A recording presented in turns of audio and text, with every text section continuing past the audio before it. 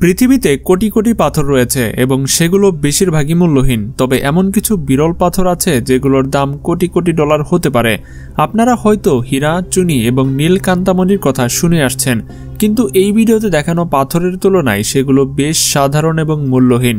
এই পাথরগুলি খুঁজে পাওয়া প্রায় অসম্ভব এবং সেগুলোর মধ্যে অনেকগুলি তো বাস্তবের বলে মনে হয় না। এগুলো এমন উজ্জ্বল পাথর যা এই গ্রহের নয়, আবার কিছু এমন পাথর যা খনন করে নয় বরং প্রাণী থেকে পাওয়া যায়। ফ্লোরাইট মুক্তা। এই বিশাল গোলকটি মানুষের তৈরি মনে হলেও এটি তা নয়। এটির নাম ফ্লোরাইট মুক্তা এবং এটি বিশ্বের বৃহত্তম মুক্তা। এটি 2016 সালে মঙ্গোলিয়ায় খনন করে পাওয়া গিয়েছিল।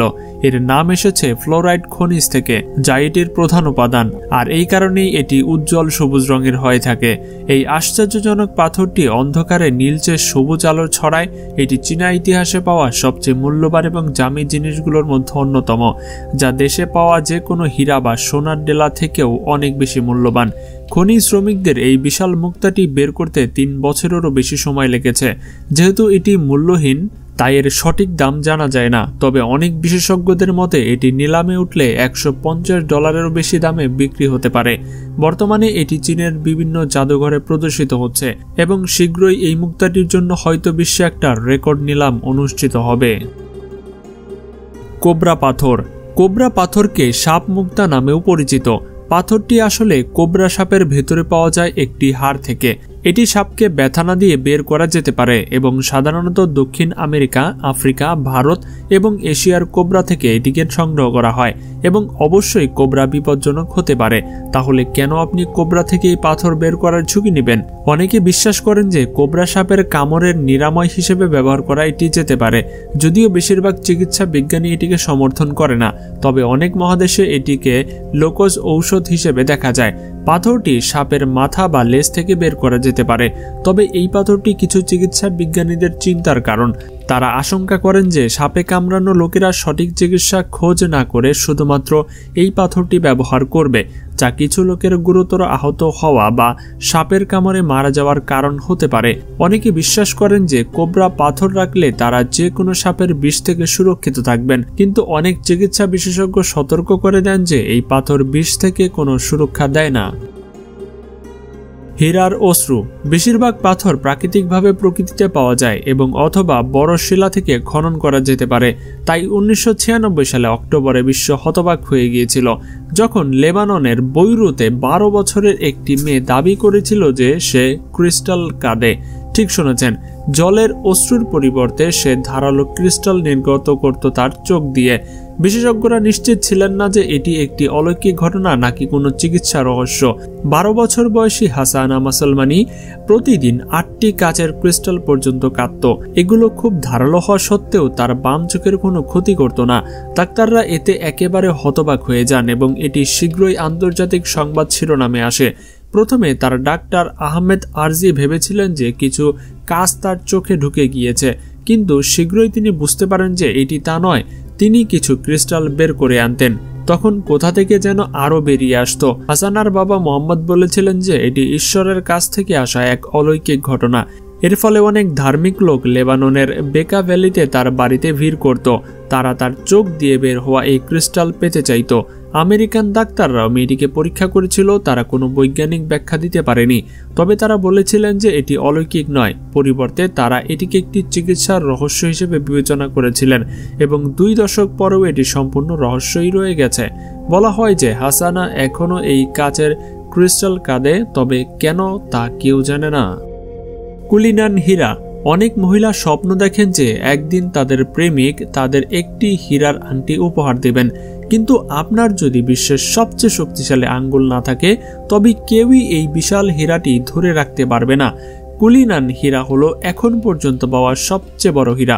1905 সালের 25শে জানুয়ারি দক্ষিণ আফ্রিকার প্রিটোরিয়ার প্রিমিয়ার খনিতে খনি শ্রমিকরা কঠোর পরিশ্রম করছিলেন, কিন্তু তখনই একজন খনি শ্রমিক জীবনের সেরা আবিষ্কারটির উপরে হোঁচট খায়।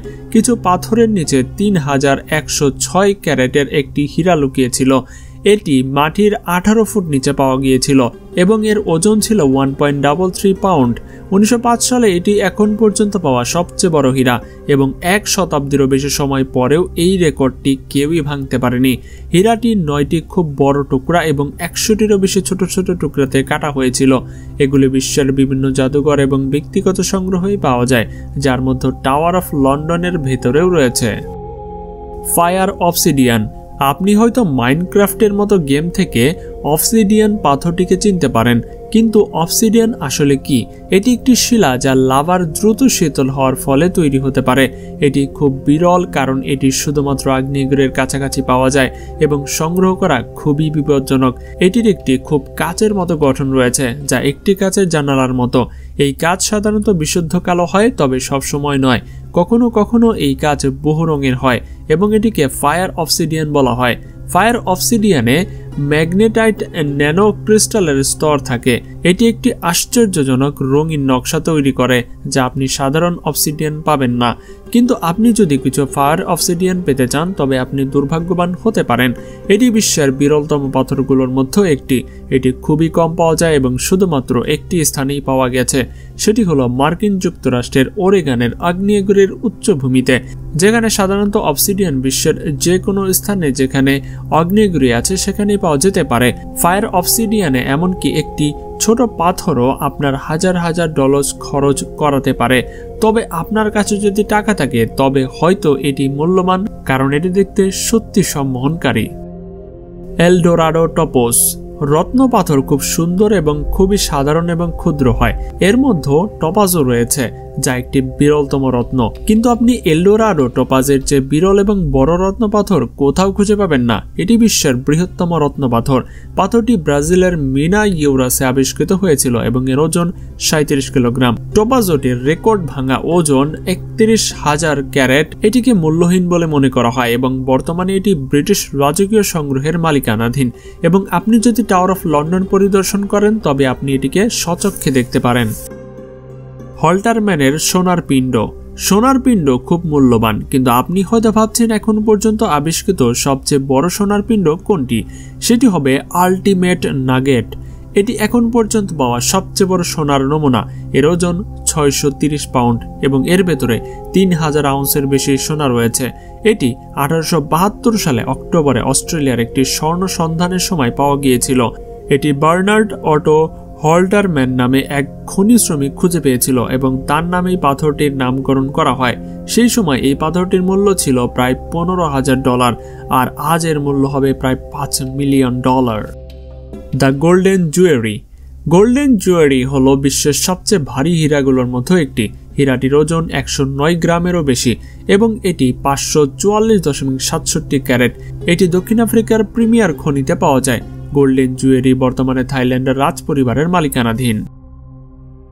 বাহিয়া পান্না। পান্না খুবই বিরল এবং সুন্দর সবুজ রত্ন পাথর, কিন্তু বাহিয়া পান্না হলো বিশ্বের সবচেয়ে বৃহত্তম পান্না।